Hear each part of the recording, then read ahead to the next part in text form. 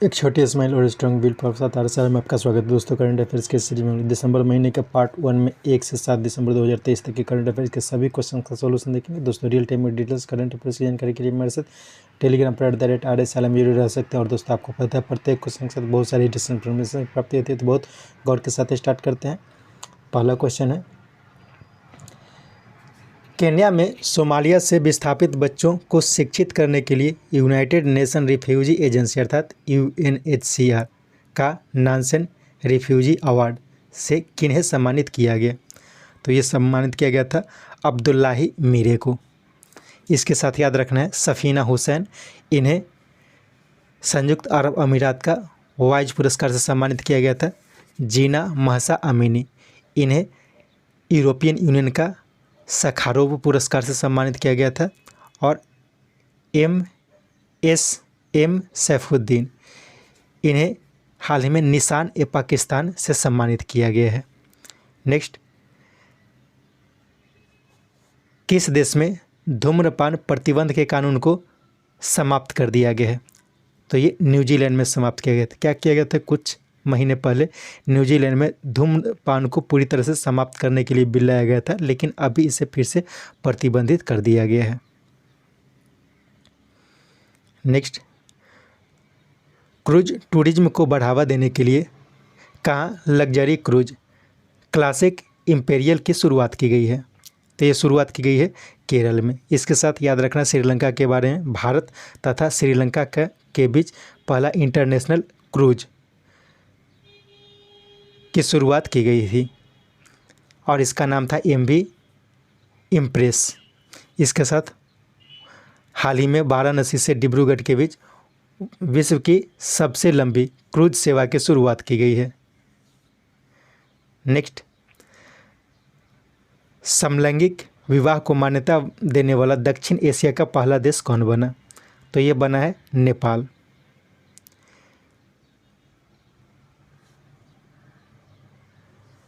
Next,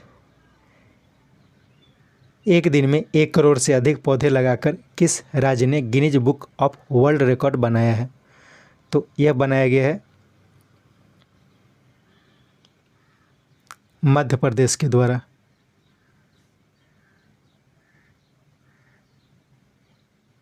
ये बनाया गया है असम के द्वारा। नेक्स्ट, भारत सरकार तथा मणिपुर सरकार ने शांति के लिए किसके साथ त्रिपक्षीय समझौता किया है? तो ये किया गया है UNLF के साथ, यानी यूनाइटेड नेशन लिबरेशन फ्रंट। तो ये भारत सरकार, मणिपुर सरकार और इन तीनों के बीच किया गया है। इसके साथ उल्फा के बारे में याद रखना है। उल्फा का फुल फॉर्म होता है United liberation from the Assam. United liberation front of Assam, NRFM। ये क्या है? ये है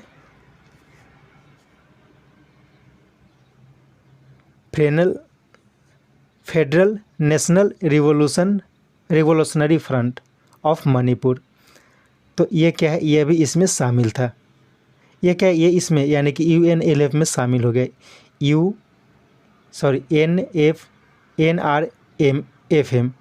NRFM यह भी एक संगठन था, वो हाल ही में UNFL में शामिल होने की घोषणा की थी। GNLF यह गोरखा नेशनल लिबरेशन फ्रंट, यह पश्चिम बंगाल की एक संस्था है। Next, emerging challenges in health care की थीम के साथ वैश्विक आयुर्वेद महोत्सव का उद्घाटन वाइस प्रेसिडेंट जगदीप धनखड़ ने कहाँ किया है? तो ये किया गया था तिरुवनंतपुरम में।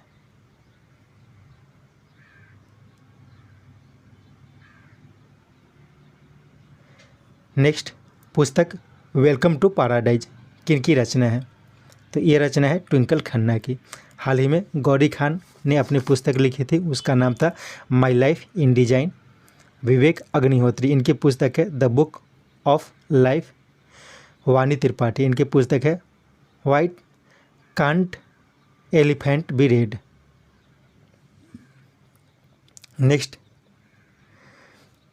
ताइवान की किस कंपनी ने भारत में आईफोन बनाने के लिए 1.5 बिलियन डॉलर के निवेश की घोषणा की है? तो ये फॉक्सकॉन जो है ताइवान की कंपनी है और इसी ने निवेश की घोषणा की है। विस्टन के बारे में याद रखना है, हाल ही में विस्टन का अधिग्रहण टाटा ने किया है और इसके बाद भारत में टाटा जो है वो आईफोन बनाएगी। हनहई टेक्नोलॉजी, ये जो है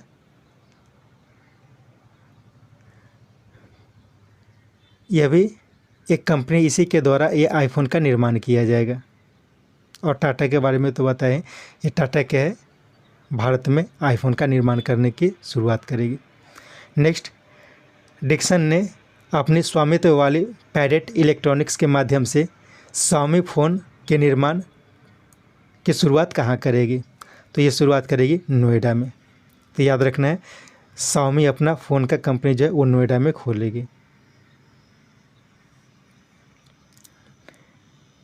नेक्स्ट, जल विरासत स्थलों की सुरक्षा तथा पर्यटन को बढ़ावा देने के लिए केंद्रीय जल मंत्रालय ने कहा 1 दिसंबर को जल इतिहास उत्सव मनाया। तो ये मनाया गया है नई दिल्ली में। जल इतिहास उत्सव 1 दिसंबर को मनाया गया केंद्रीय जल शक्ति मंत्रालय के द्वारा। नेक्स्ट, राष्ट्रपति तथा army, navy, air force, territorial army के अधिकारियों को दिया जाने वाला एक मानद उपाधि एड डी कैंप अर्थात ACD पाने वाली पहली इंडियन एयरफोर्स की महिला अधिकारी कौन बनी? तो ये बनी है मनीषा पाढ़ी। कर्नल सुनीता, इनके बारे में याद रखना है, यह आर्म फोर्स की ट्रांसफ्यूजन कमान संभालने वाली पहली महिला अधिकारी बनी है। रश्मि शुक्ला हाल ही में महाराष्ट्र की DGP बनी है। नेक्स्ट, हाल में प्रधानमंत्री नरेंद्र मोदी एम्स देवघर में एक समारोह में भाग लिया। इसके बारे में सत्य कथन पहचानना है। इसका सभी कथन सत्य है। यहाँ क्या हुआ है कि देवघर में जब प्रधानमंत्री ने एक समारोह में भाग लिया तो वहाँ पे 10,000 में जन औषधि केंद्र का उद्घाटन किया गया। इसके बाद यह भी घोषणा की गई कि जन औषधि केंद्रों की संख्या 25,000 तक करने का प्रोग्राम को उन्होंने लॉन्च किया। प्रधानमंत्री महिला किसान ड्रोन केंद्र का शुभारंभ भी प्रधानमंत्री नरेंद्र मोदी के द्वारा वहाँ पे किया गया है। Next, international institute for management development द्वारा जारी वर्ल्ड डिजिटल कम्पिटिटिवनेस इंडेक्स 2023 में भारत को कौन सा स्थान प्राप्त हुआ है? तो इसमें भारत को 49वां स्थान प्राप्त हुआ है। एशिया में भारत को 12वां स्थान प्राप्त हुआ है और वर्ल्ड में 49वां स्थान प्राप्त हुआ है। पहला स्थान जो प्राप्त हुआ है यह अमेरिका को प्राप्त हुआ है और दूसरा स्थान नीदरलैंड्स को प्राप्त हुआ है। नेक्स्ट, सैन्य संगठन को उसकी अनुकरणीय सेवा, साहस और अनुशासन के लिए दिया जाने वाला प्रेसिडेंट्स कलर से किसे सम्मानित किया गया है? तो ये इस वर्ष जो दिया गया है AFMC पुणे अर्थात arm force medical college Pune को दिया गया है। और गोरखा रेजिमेंट के बारे में याद रखना है, हाल ही में लंदन में कैम्ब्रिज पेट्रोल का आयोजन किया गया था और उसमें गोरखा रेजिमेंट जो है वो शीर्ष स्थान प्राप्त की थी। इस क्वेश्चन को थोड़ा ध्यान से देखना है। संयुक्त अरब अमीरात के दुबई में आयोजित COP28 में प्रधानमंत्री मोदी ने भाग लिया। इसके बारे में सत्य कथन को पहचानना है। तो इसका सभी कथन सत्य हो जाएगा। इसमें क्या हुआ था कि विकासशील देश को वित्तीय सहायता और सह विकास तथा के साथ लो कार्बन टेक्नोलॉजी ट्रांसफ़र के लिए लीड IT 2.0 को लॉन्च किया है। तो यह ध्यान रखना कि प्रधानमंत्री नरेंद्र मोदी ने दुबई में लीड IT 2.0 को लॉन्च किया है। तो इसका मकसद क्या है? तो यह मकसद है कि विकासशील देश को वित्तीय सहायता प्रदान करने के लिए, किसके लिए? तो ये लो कार्बन टेक्नोलॉजी के ट्रांसफ़र के लिए यह लीड IT 2.0 लॉन्च किया गया है। प्रधानमंत्री ने COP33, जैसे अभी COP28 का आयोजन किया गया है, तो COP33 का आयोजन 2028 में किया जाएगा और उसे भारत में करने के लिए प्रस्ताव रखा है। प्रधानमंत्री ने COP27 में शर्म अल शेख में घोषित लॉस ऑन डैमेज फंड के गठन के लिए $475 मिलियन के योगदान पर सहमति व्यक्त की है। तो ठीक है, तो इसमें शर्म अल शेख COP27 का जो आयोजन किया गया था शर्म अल शेख में किया गया था और वहीं पे लॉस एंड डैमेज फंड बनाने की बात की गई थी, तो उसके बारे में भी चर्चा की गई। नेक्स्ट, हाल में भारत सरकार ने किस देश से अपने 75 सैनिकों को वापस बुलाने की घोषणा की थी? तो ये मालदीव से हाल ही में भारत के रिलेशन ख़राब हुए हैं और उसके बाद वहाँ से 75 एक्चुअली 88 सैनिकों को वापस बुलाने की घोषणा की गई थी, लेकिन अभी कुछ और परिवर्तन हुए, जैसे कि वहाँ पे जो सैनिक को हटाए जाएंगे तो उसके बदले टेक्निकल स्टाफ को भेजने की घोषणा की गई है। तो चलिए ये सेट पुराना हो गया है। नेक्स्ट क्वेश्चन है, clearing corporation of India limited अर्थात CCIL से संबंधित सहयोग और सूचना के आदान प्रदान के लिए RBI ने किसके साथ समझौता किया, जिससे European security and market authority अर्थात ESMA को कम से कम भारतीय सेंट्रल काउंटर पार्ट्स अर्थात CCPs को मान्यता देने के लिए प्रोत्साहित किया जा सके। तो ये बैंक ऑफ इंग्लैंड के साथ समझौता क्या एक्चुअली क्या है कि ESMA क्या है, European security and market authority. तो जब ब्रेग्जिट हुआ है तो क्या हुआ कि यूरोपियन यूनियन से ब्रिटेन अलग हो गया है। तो यूरोपियन यूनियन से ब्रिटेन अलग हुआ है तो उसके बाद क्या है कि यूरोपियन यूनियन के साथ व्यापार करने के लिए कोई सेंट्रल काउंटर पार्टी में भारत को सम्मिलित नहीं किया गया है। तो वही भारतीय सेंट्रल काउंटर पार्टी को उसमें मान्यता यानी कि यूरोपियन यूनियन के द्वारा मान्यता देने के लिए प्रयास किया जा रहा है। तो यदि बैंक ऑफ इंग्लैंड के साथ यह समझौता हो जाएगा तो क्या होगा कि ब्रिटेन के साथ भारत के संबंध अच्छे होंगे। तो उस समय शायद ये हो सकता है कि यूरोपियन यूनियन और भारत के रिलेशन मतलब ये व्यापार के संबंध में रिलेशन अच्छे हो जाए और इसमें भारत को शामिल किया जा सके। तो यही क्वेश्चन है। नेक्स्ट, हाल में किन्हें फ्रांस के सेवेलियर पुरस्कार से सम्मानित किया गया है? तो इसका उपरोक्त सभी हो जाएगा, राहुल मिश्रा, ऋचा चड्ढा, अरुणा साईराम, ललितांबिका, नटराजन शेखरन, इन सभी को सम्मानित किया गया है। तो राहुल मिश्रा क्या है, राहुल मिश्रा एक फैशन डिजाइनर है, ऋचा चड्ढा को एक एक्ट्रेस है और उन्हें डेस आर्ट्स एट डेस से सम्मानित किया गया था। अरुणा साईराम, इन्हें Whalen Dior days art at डेस से सम्मानित किया गया था। ललितांबिका जो है वो इसरो की वैज्ञानिक है और उन्हें लेजेंड डी ऑनर से सम्मानित किया गया था। नटराजन चंद्रशेखरन जो है वो टाटा के चेयरमैन हैं और उन्हें भी लीजेंड डी ऑनर से सम्मानित किया गया है। तो इसमें बहुत तरह के सम्मान दिए जाते हैं, लेकिन सिंपल ये याद रखना है कि फ्रांस के द्वारा सेवेलियर पुरस्कार जो है ये दिया गया है।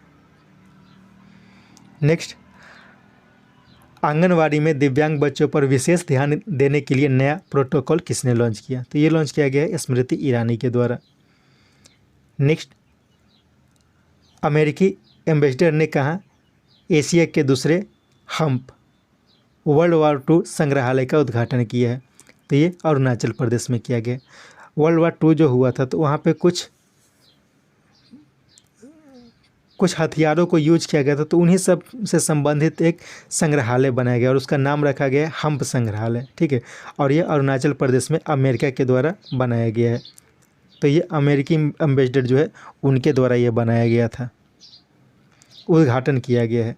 नेक्स्ट, प्रोजेक्ट भीष्म के अंतर्गत डिजाइन किया गया विश्व के पहले पोर्टेबल हॉस्पिटल आरोग्य मैत्री एड क्यूब कहाँ लॉन्च किया गया, जिसमें मॉड्यूलर आघात प्रबंधन और सहायता प्रदान करने वाली 72 मिनी क्यूब से बने का अनावरण किया गया है। तो ये अनावरण जो किया गया ये गुरुग्राम में किया गया। तो क्या एक प्रोजेक्ट भीष्म याद रखना है। प्रोजेक्ट भीष्म क्या है, तो इसमें विश्व के पहले पोर्टेबल हॉस्पिटल जिसका नाम रखा गया है आरोग्य मैत्री, उसके निर्माण पर कार्य किया जाता है। तो इतना समझ लेना है कि आरोग्य मैत्री अगर पूछा जाए तो क्या है, तो आरोग्य मैत्री है कि एक पोर्टेबल हॉस्पिटल बनाने की एक योजना है और उसको प्रोजेक्ट भीष्म के अंतर्गत बनाया गया, उसे डिजाइन किया गया है। तो इससे विश्व का पहला पोर्टेबल हॉस्पिटल बनाया जाएगा। इसमें क्या है कि 72 मिनी क्यूब्स बनाए गए, जैसे ये जो पोर्टेबल हॉस्पिटल होगा उसमें 72 मिनी क्यूब बनाया जाएगा और उसमें मॉड्यूलर आघात प्रबंधन सहायता प्रणाली ये सब की व्यवस्था की जाएगी। मतलब बहुत तरह की सुविधा उसमें रहेगी, मतलब एक हॉस्पिटल के जैसा ही रहेगा लेकिन वो पोर्टेबल होगा। नेक्स्ट, वित्त वर्ष 2024-25 के लिए इंटरनेशनल मैरीटाइम ऑर्गेनाइजेशन के द्विवर्षीय काउंसिल के लिए सर्वाधिक मतों से कौन निर्वाचित हुआ। तो अपना देश भारत जो निर्वाचित हुआ है, तो याद रखना maritime organization, international maritime organization यानी कि IMO के लिए भारत निर्वाचित हुआ है। इसने Australia, Brazil, Canada, France, Germany, Netherlands इन सब को पीछे छोड़ दिया है।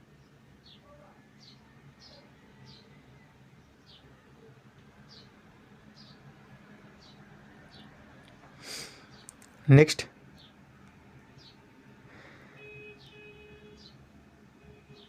देहरादून स्थित Indian Council of Forest Research and Education की पहली महिला डायरेक्टर कौन बनी है। तो ये बनी है कंचन देवी। कंचन देवी बन गई है। इसके साथ सोनाली घोष के बारे में याद रखना है, ये काजीरंगा नेशनल पार्क जो है तो उसकी पहली महिला डायरेक्टर बनी है सोनाली घोष। गीतिका गोयल, इनके बारे में याद रखना है, ये जो है वो first army medical female officer बनी है जो सियाचिन में तैनात हुई है, यानी कि सियाचिन में तैनात होने वाली पहली महिला मेडिकल ऑफिसर बनी है। सुनीता BS, ये जो है ये आर्मी ट्रांसफ्यूजन सेंटर में शामिल होने वाली पहली महिला अधिकारी बनी है सुनीता BS। नेक्स्ट, भारत सरकार ने किस देश से अमेरिका द्वारा सैंक्शन हटाए जाने के बाद फिर से कच्चा तेल आयात करने की शुरुआत की है। तो ये शुरुआत की गई है वेनेजुएला से। नेक्स्ट, ऑक्सफोर्ड डिक्शनरी ने किसे अपना वर्ड ऑफ द ईयर 2023 घोषित किया है। तो ये घोषित किया गया है रीज के द्वारा। इसके साथ याद रखना है AI यानी कि आर्टिफिशियल इंटेलिजेंस को कॉलिंस डिक्शनरी ने, हेलुसिनेट को डिक्शनरी.com ने, ऑथेंटिक को मरियम वेबस्टर ने अपना वर्ड ऑफ द ईयर घोषित किया है। तो रीच का इसका मतलब क्या है, इसका मतलब होता है स्टाइल, चार्म या फिर मतलब कि सेक्सुअली जो किसी को अट्रैक्ट करने के लिए वर्ड किया जाता है तो उसी को रीच कहा जाता है। नेक्स्ट, इंटरपोल महासभा के 51वें संस्करण का आयोजन कहाँ किया गया है। तो ये किया गया है वियना में। नेक्स्ट, 3 दिसंबर अंतर्राष्ट्रीय विकलांगजन दिवस के अवसर पर नारायण सेवा सदन के अध्यक्ष को राष्ट्रपति के द्वारा best personality empowerment of differently abled से सम्मानित किया गया। तो ये सम्मानित किया गया है प्रशांत अग्रवाल को। तो यह भी ध्यान रखना है 3 दिसंबर को अंतर्राष्ट्रीय विकलांगजन दिवस मनाया जाता है। नारायण सेवा सदन, इसके अध्यक्ष कौन है, प्रशांत अग्रवाल है और इन्हीं को राष्ट्रपति के द्वारा best personality empowerment of differently abled से सम्मानित किया गया है। सोनू सूद, उन्हें हाल ही में champions of the change, Maharashtra सरकार के द्वारा चैंपियंस ऑफ द चेंज से सम्मानित किया गया है। सफीना हुसैन, इन्हें संयुक्त अरब अमीरात के वाइज पुरस्कार से सम्मानित किया गया था। सुरेश वाडकर को लता मंगेशकर पुरस्कार से सम्मानित किया गया है। नेक्स्ट, प्राइम वॉलीबॉल लीग के विजेता अहमदाबाद डिफेंडर्स के क्लब वर्ल्ड चैंपियनशिप 2023 के लिए क्वालिफाई करने के बाद men's volleyball club world championship का आयोजन भारत में कहाँ किया गया। इसका आयोजन किया गया है बेंगलुरु में। तो क्वेश्चन को समझ लेते हैं। वॉलीबॉल का एक लीग होता है, मतलब कि उसमें बहुत, जैसे कि अहमदाबाद हो गया, चेन्नई हो गया, इस तरह के बेंगलुरु हो गया, तो सबके टीम भाग लेते हैं। तो उसमें जो पिछले बार का आयोजन हुआ था तो उसको कहा जाता है प्राइम वॉलीबॉल लीग। तो प्राइम वॉलीबॉल लीग जो होता है भारत में, तो उसमें अहमदाबाद डिफेंडर्स जो था वो चैम्पियन बना था पिछले साल। और इसके विजेता होने के बाद क्लब वर्ल्ड चैम्पियनशिप 2023 यानी कि विश्व के सभी क्लब चैम्पियन जो होते हैं तो वो उनका मैच होता है। तो उसके लिए जो अहमदाबाद डिफेंडर्स है वो क्वालिफाई कर गया था। उसके क्वालिफाई करने के बाद जो men's volleyball club world championship इसका आयोजन भारत में की गई। ठीक है, तो ये भी क्वेश्चन पूछा जा सकता है, men's volleyball club world championship का आयोजन कहाँ किया गया? तो भारत में किया गया, भारत के बेंगलुरु में किया गया है। ठीक है, और अहमदाबाद डिफेंडर्स ये जो है वो प्राइम वॉलीबॉल लीग जो भारत में आयोजित की जाती है उसका विजेता था। नेक्स्ट, अर्ली क्रेटेशियस के 155 मिलियन वर्ष पुराने शार्क जीवाश्म कहाँ देखी गई? तो ये देखी गई है जैसलमेर में। नेक्स्ट, पुस्तक writer, rebel, soldier, lover, the many lives of Agyeya के लिए Kamla Devi Chattopadhyay NIF book prize किन्हें प्रदान किया गया? तो ये प्रदान किया गया है अक्षय मुकुल को। पॉल लिंच इम्पोर्टेंट नाम है, इन्हें हाल ही में प्रॉफिट सॉन्ग के लिए बुकर पुरस्कार से सम्मानित किया गया था। दीप्ति बबूता इन्हें भूख योंदा लेंदी है के लिए धान पुरस्कार से सम्मानित किया गया था। और ये धान पुरस्कार जो है वो दिया जाता है कनाडा के द्वारा। रामचंद्र गुहा इन्हें रेबल्स अगेंस्ट द राज इसके लिए एलिजाबेथ लॉन्गफोर्ड पुरस्कार से सम्मानित किया गया था। नेक्स्ट, फोर्ब्स द्वारा जारी 100 शक्तिशाली महिलाओं की सूची में 4 भारतीय महिलाओं को शामिल किया गया है। कौन भारतीयों में शीर्ष स्थान प्राप्त किए? तो इसमें निर्मला सीतारमण जो है वो शीर्ष स्थान प्राप्त किया था और इसमें इन चारों महिलाओं को शामिल किया गया। निर्मला सीतारमण यानी कि वित्त मंत्री, रोशनी नडार HCL की हेड है, सोमा मंडल स्टील अथॉरिटी ऑफ इंडिया की हेड है और किरण मजूमदार शाह ये बाइकॉन के चेयरमैन हैं। इसमें यह भी पूछा जा सकता है कि निर्मला सीतारमण को जो है वो 32वां स्थान प्राप्त हुआ है HCL की, रोशनी नाडर को 60वां स्थान प्राप्त हुआ है, सोमा मंडल को 70वां स्थान और किरण मजूमदार शाह को 76वां स्थान प्राप्त हुआ है। इसके साथ याद रखना है, नेक्स्ट क्वेश्चन उसी से रिलेटेड है। फोर्ब्स द्वारा जारी 100 शक्तिशाली महिलाओं की सूची में किन्हें शीर्ष स्थान प्राप्त हुआ है? तो शीर्ष स्थान प्राप्त हुआ है उर्सुला वंडर लियन, ये जर्मनी की है, इन्हें प्राप्त हुआ है। क्रिस्टियाना लगार्डे IMF की प्रमुख थी, उन्हें दूसरा स्थान। कमला हैरिस USA की वाइस प्रेसिडेंट, तीसरे स्थान पर।